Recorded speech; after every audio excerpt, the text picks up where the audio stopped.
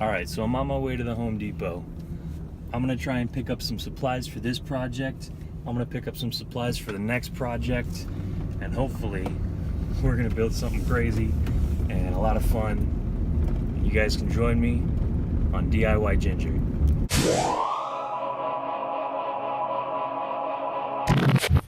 Alright guys, so the first thing that you want to do is make sure that you have a plan.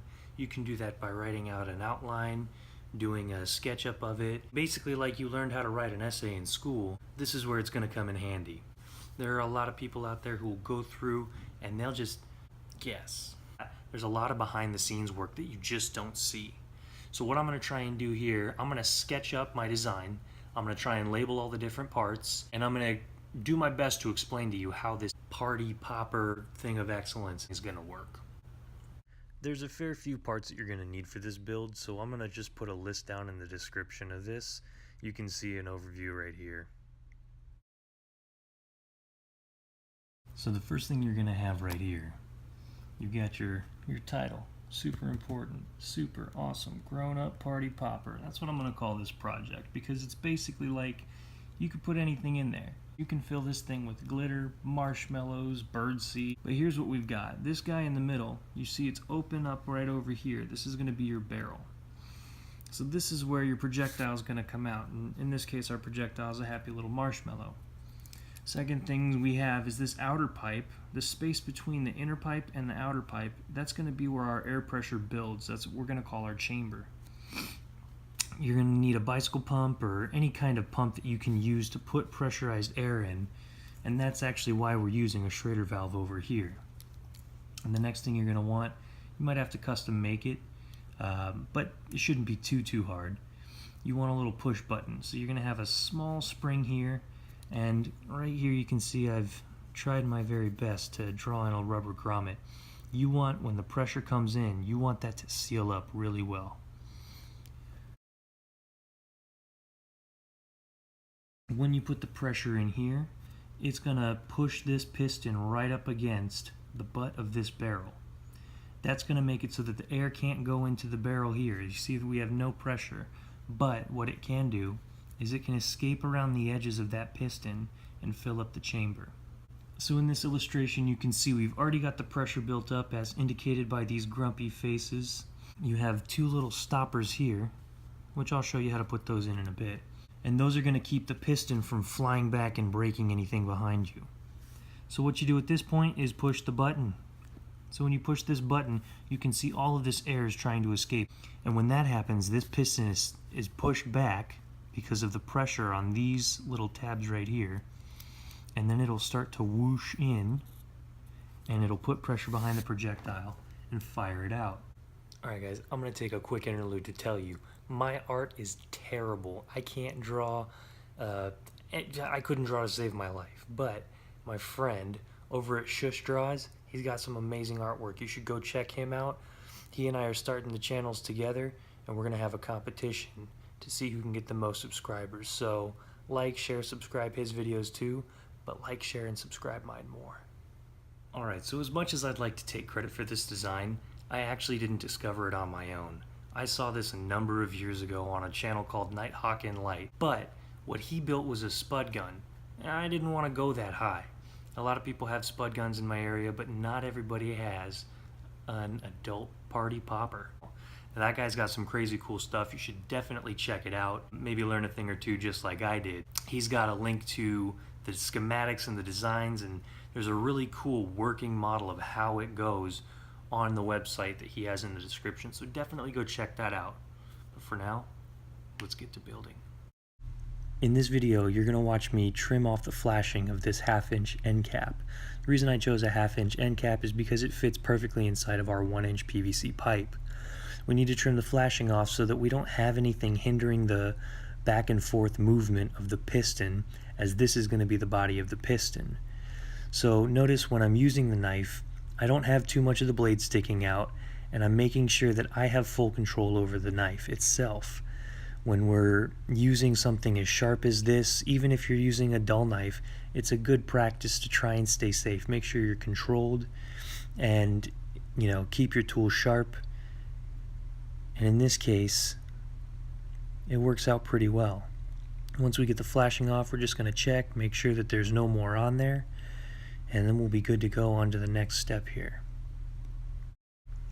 In this video, all I'm going to do is try and mark out a little bit of silicone rubber from a spatula I got from the dollar store. Now, obviously, dollar store spatula, it's not going to be the best material to use. If you can find something better, maybe you want to make it out of a nice flat sheet of rubber, you can go ahead and do that. I'm just trying to do this as cheap as I can. Mark out the size of the end cap itself. I did that with a mechanical pencil.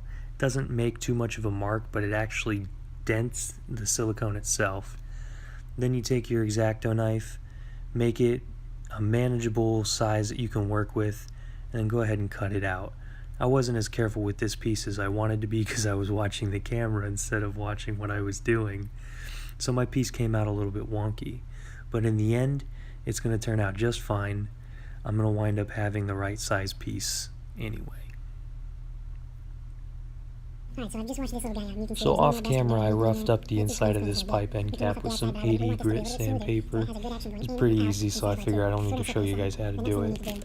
But that's so that this JB weld, the epoxy that I'm using, is going to adhere a little bit better to the inside. This is a 5-minute kind. You stir it for 1 minute, and so usually you want to do that inside of a disposable container.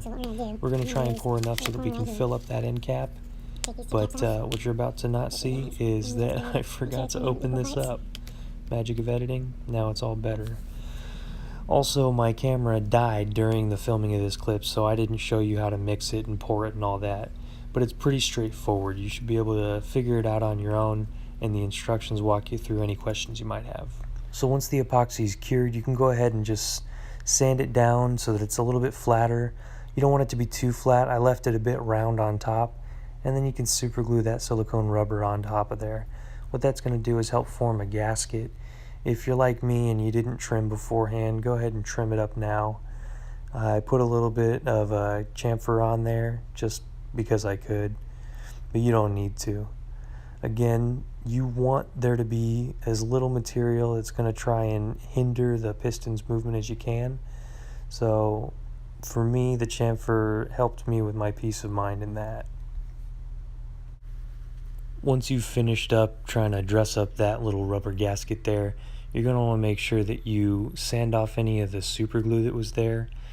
You can do that any which direction you want, but towards the end of it, you want to make sure that your sanding is parallel with the direction the piston's going to move inside that chamber. So you'll see here I'm trying to go top to bottom, and I'm trying to go all the way around. This just makes sure that your end cap is going to move a little bit more freely inside of that chamber.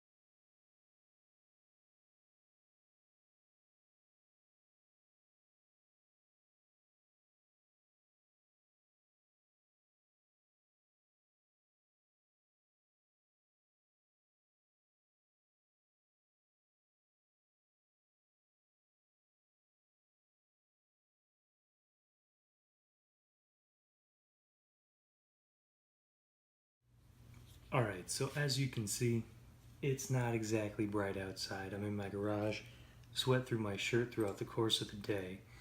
What we're going to try and do now, we're going to try and make this so that this comes down to the right spot. Because remember, we're planning to have a button. We want to have the button right about here, because that's what fits comfortably in the hand, which means that we can't have that thing coming back any further than that. By that thing, I mean the piston. As you can tell, it's no longer daytime outside, it's now nighttime. I've been filming all day, I've been losing shots all day, but I've been working all day. I've sweat through my shirt. and we're getting ready to do this. I'm going to continue on tomorrow, but the last thing I want to do tonight is to show you how to cut this pipe so that it fits to the right spot in this pipe right here. So what we're looking at is, how is this going to be gripped in our hand? And when you grip it in your hand, you're going to want to hold it towards the bottom so you can shoot it off like that. So when I hold it on the bottom, I want to be able to push it comfortably with my thumb. Now keep in mind that you're going to have an end cap on the bottom here, so you want to leave a little bit of room for that. So that to me is right about the barcode. So I'm going to cut this piece of pipe right about level with that barcode. Now I've already tested it and it'll cut. So I need to cut right about here, which just so happens to be the bottom of the barcode on this one. So let's get to that. Alright, so the cutter that I'm going to be using is actually meant for copper piping. It's a very simple pipe cutter, but I like it for this because it makes a nice square cut. You can get one of the guillotine style cutters. It feels like a pair of scissors when you're doing that, but it's easy to make a sideways cut on that. With this one, you want to open up the jaw, slide the piece in there, and line up that little middle line right there with the piece that you're going to do. Then it might help to have another set of hands or a bench. Then you want to go ahead and twist this knob until it's nice and stuck. Now I can hold it, it's not going to move. Twist it down 2 twists more until you start feeling some good resistance, and at that point all you have to do, twist the piece. It might make a little bit of a cross line the first time you do it, but this time you're just going around and around. Eventually you'll get a nice deep groove right there. So once you've got that deep groove, you twist the handle again. You'll notice it gets a little bit softer. Do it again, twist. And it's as easy as that with this cutting tool. I love this thing.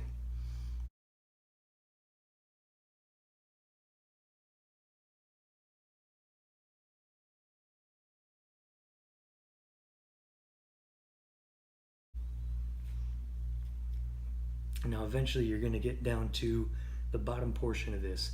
You'll feel it starting to lighten up. You just want to go around nice and easy, and it's done. The piece is cut, and you can see I've got a nice even cut. If you want to sand it down, you can. I'm actually not going to, because that gives us a little bit of a sharper bite onto that rubber platform that we're going to be using, rubber gasket that we're going to be using. With this piece here that you cut off the end, you can save it, you can throw it away. It's entirely your choice, but it might not have much use to you just yet. For the next step, what we're going to wind up doing is taking this piece here, we're going to prime it just like we did the internal barrel piece. We're going to let that primer dry. We're going to prime the inside of this. We're going to let that dry. Then we'll put as much of that cement as you want right on this piece, and we're going to jam it in there. If you use too much, it's okay. You're not going to see it, and it's not going to ruin the function of the device, and it's better safe than sorry. More is better than less in this situation. Once you do that, you're going to press them together just like this. Boom, boom. And as you can see, if you look down in there, we'll see if I can see that. If you look down in there, you can almost see the end of this bit right here, the end of the barrel. And the space that goes between these two, it's going to be our chamber. Next time. So that's about it for me today. It hasn't been an extremely productive day on camera, but it's been a very productive day off camera. I'm going to try and film a little bit more of what I'm doing tomorrow. Join me for part 2, where I put it all together. At the end of this series, if you're just sitting there, you don't care about the build, you just want to see how it works, I'll post a video, maybe if it's a couple minutes of me just having fun with this with a couple of my friends. We'll shoot off all kinds of fun stuff. Go ahead and stay tuned for the next episode. Thank you for watching DIY Ginger. You guys have a great night. Hey, if you like what you see, consider subscribing. Like the video, share it with your friends, put on the notifications, and throw a comment down in the comments section. Tell me what you want to see me build next. It'll help me grow the channel, and it'll help me to bring you more content just like this.